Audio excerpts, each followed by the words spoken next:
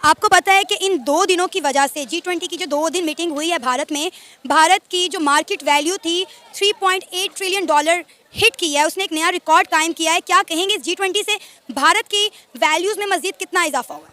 Obviously बात है, आपने इवन के जो है ना वो अमाउंट भी कोट कर दिया है। उसके अलावा भी जो है ना वो इंडिया के बहुत ज़्यादा रिलेशन जो है ना वो स्ट्रांग हो गए हैं अदर कंट्रीज से, क्योंकि जब वो आपके कंट्री में आते हैं आप उनको जो है ना वो एक अपॉर्चुनिटीज़ दिखाते हैं, आपके बिजनेसमैन मिलते हैं, ठीक है, कि भाई आप जो है ना वो ये जो है ना वो हमारे पास जोन है जिनमें आप इन्वेस्टमेंट कर सकते हैं। आपने ये देखा होगा कि सऊदी अरब के भी जो है ना वो उन्होंने शेख ने जो है ना वो उन्होंने भी जो है ना वो ऑयल रिफाइनरी में जो है ना वो फिर नेक्स्ट जो है ना वो पेमेंट्स कर रहे हैं उनको, जो है ना वो उनका इन्वेस्टमेंट्स का प्लान है। तो ऑब्वियसली बात है ये उनके लिए जो है ना वो बहुत बड़ी बात है। कहते हैं कि हमने इंडिया से मुकाबला कर रहे हैं। इंडिया, अब आप शुक्र है, मैं तो हैरान हूं कि आज ये आप लोग मान गए कि इंडिया हमसे आगे है। हम तो ये मानने भी तैयार नहीं है कि इंडिया हमसे आगे है। तो जब तक आप अपनी इकोनॉमी को ठीक नहीं करेंगे, दुनिया में आपकी इज्जत नहीं होगी, हर जगह भीख मांगेंगे। कि हम किस शोबे में उनके हम पल्ला है।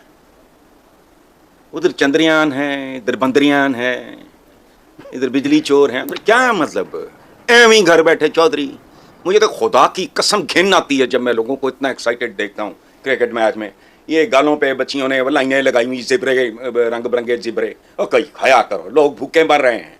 Cricket cricket cricket, what nonsense. क्या आपका ना साइज मिलता है उसके साथ, ना आपके सिस्टम्स उसका मुकाबला करते हैं, ना आपकी इकोनॉमी, ना आपकी मोरालिटी, कोई सिर पैर ही नहीं है।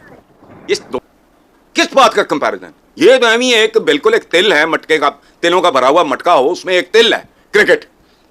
उसकी अपनी माइट देखो, उसका साइज देखो, उसकी प्रोग्रेस देखो, उसकी इकोनॉमी देखो, उसका वर्ल्ड इमेज देखो, अपनी औकात देखो। घुटने टेक दिए, घुटने हैं कहां आपके। जब भारत के अंदर G20 कॉन्फ्रेंस हो रही थी उस वक्त पाकिस्तान जो है वो टीटीपी के साथ चित्राल की पहाड़ियों में लड़ रहा था, और दूसरी तरफ हम देखते हैं कि एक बड़ी तादाद में इंटरनेशनल कम्युनिटी इंडिया आई, बड़े बड़े मुआहदे हुए। लेकिन जो इंपॉर्टेंट मैं चीज़ डिस्कस करना चाहता हूँ वो G20 खत्म होने के बाद मोहम्मद बिन सलमान सऊदी अरब के क्राउन प्रिंस इंडिया में रह गए, और कुछ उन्होंने बातें की हैं मेरे साहब जो कि बड़ी इंपॉर्टेंट हैं। उन्होंने कहा है कि एक तो इंडिया हमारा फ्रेंडली है और हमारे बड़े हिस्टोरिकल ताल्लुकात हैं, और उन्होंने कहा कि हमारा कोई भी डिसएग्रीमेंट पूरी हिस्ट्री में आज तक नहीं रहा। ये मोहम्मद बिन सलमान ने नरेंद्र मोदी साहब को कहा है। इसका मतलब ये वो ये कह रहे हैं कि ये जो पिछले 75 साल से अरब लीग और ओआईसी और हम पाकिस्तान के कहने पे जो कश्मीर के रिलेटेड चीज़ें कर रहे थे वो सारा हमारा नहीं था, वो हम आपके वो कुछ अगेंस्ट नहीं थे, वो उस वक्त एक इन्वायरमेंट था, लेकिन हमारा आपके साथ कोई डिसएग्रीमेंट नहीं है।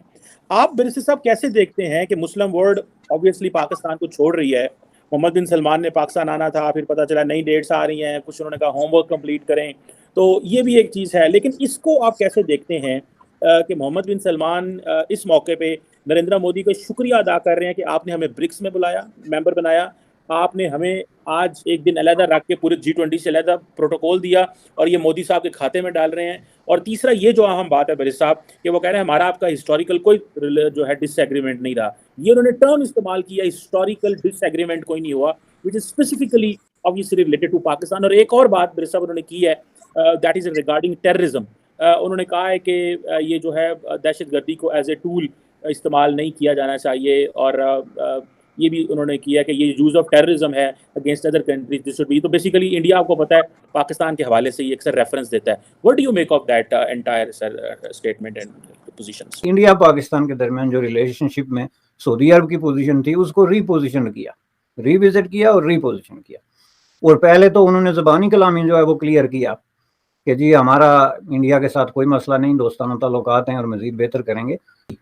और अब आप आकर देखें कि ये जो प्रोसेस है उनके ताल्लुकात के नॉर्मलाइजेशन का, पाकिस्तान को इग्नोर करके या बिल्कुल क्लियरली एक तरफ करके, साइड लाइन करके, वो आपके सामने जो है वो आ गया है आगे G20 के इशू पे, जिसमें कि आपने खुद फरमाया कि उनको एक स्पेशल स्टेटस दिया गया, स्पेसिफिक किस्म की डीलिंग दी गई।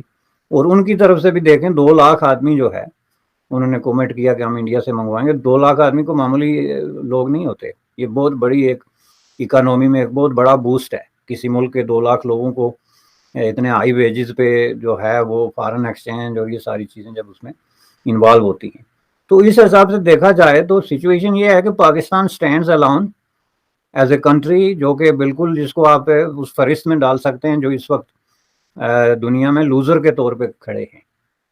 किसी भी तरीके से आप उसको कि ये जो डेवलपमेंट है कि जिसमें अरब कंट्रीज़ उनके हाथ से निकल गई, उनका इन्फ्लुएंस निकल गया, और जो बाज़ाहिर एक थोड़ा बहुत होता है फेस वैल्यू के लिए कि कोई ख्याल रखना वगैरह वगैरह वो भी ख़त्म हो गया।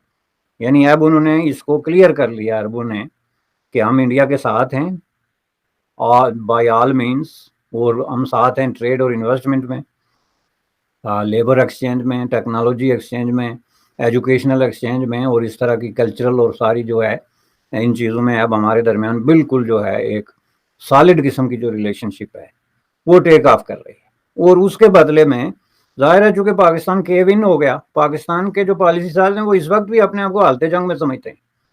वो आज भी ये समझ रहे हैं कि हम इंडिया से लड़ाई लड़ रहे हैं। हालांकि आप जो है डिस्पैरिटी को ज़रा माप के देखें कि कहाँ G20 हो रहा है और कहाँ बाकोल आपके चतराल में तालिबान ने उनको नथ डाली हुई है, लेकिन वो अपने ख्यालात में आज भी ये समझ रहे हैं कि हम इंडिया के साथ कोई लड़ाई लड़ रहे हैं। इसलिए जो है हमें कोई परवाह नहीं है जनाब कि सऊदी अरब वहाँ चला गया या G20 हो गई। तो इस हिसाब से नो डाउट सर, ये बात तो आपने 100% ठीक है कि हमें बैगर्स के नाम से पूरी दुनिया में जाना चाहता है। मतलब हम किसी, पहली बात है किसी इंटरनेशनल मीटिंग का पार्ट ही नहीं होते, हमें बुलाया इसलिए नहीं जाता कि कहीं आकर ही हमसे कुछ मांग ना लें, और अगर हम चले जाएं तो हमें उस तरह से वैल्यूज़ दी ही नहीं जाती जिस तरह से बाकी कंट्रीज़ को या इंडिया को दी जाती। बेसिकली आप ये देखें कि बहुत छोटे छोटे कंट्रीज़ हैं, जस्ट लाइक आप इसराइल की एग्जांपल ले लें। बहुत छोटा कंट्री है लेकिन टेक्नोलॉजी में बहुत ज़्यादा जो है ना वो पीक पे है। वहाँ पे बहुत ज़्यादा जो है ना उनके स्टार्टअप जो है ना वो ऑल ओवर दी वर्ल्ड जो है ना वो जाने जाते हैं। और अब ये देख लें कि वो एक पावरफुल कंट्री है। और दूसरी साइड पे आप पाकिस्तान देख लें, जो आबादी के लिहाज से, जो पॉपुलेशन के हिसाब से जो है ना वो छठा बड़ा मुल्क जो है ना वो है, ठीक है, लेकिन फिर भी पाकिस्तान को जो है ना वो उस तरह से रिस्पेक्ट जो है ना वो नहीं मिलती है। बेसिकली आपको रिस्पेक्ट तब मिलती है जब आप जो है ना वो खुद सेल्फ सफिशिएंट होते हैं और दूसरी दुनिया को आपकी ज़रूरत होती है। लेकिन अब मुझे नहीं लगता कि बैगर की किसी को ज़रूरत है। हम भी कंज्यूमर हैं, ये हम कंज्यूम कर रहे हैं, चीज़ें ले रहे हैं। अब एक बंदे की कंज्यूमर पावर ही हमारी ख़त्म कर दी गई है।